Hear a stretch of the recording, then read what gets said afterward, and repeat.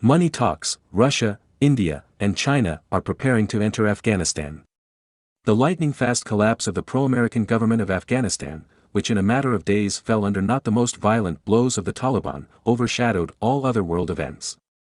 And no wonder, after all, this is the most grandiose military and foreign policy fiasco of the United States since the end of the Vietnam War.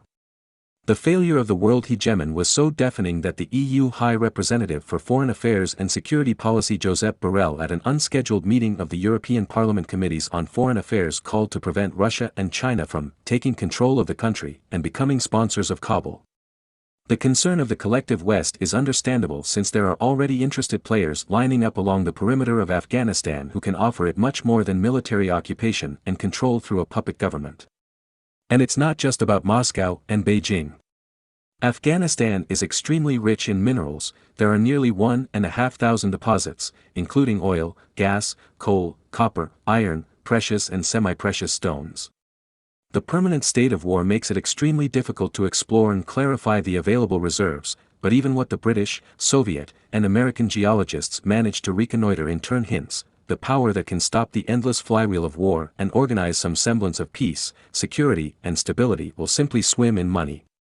The economic theory claims that energy is always the basis of state development in the modern world, and the Taliban, they show a pearl of certain political wisdom, have every chance to go down in history as reformers who pulled Afghanistan out of the Middle Ages.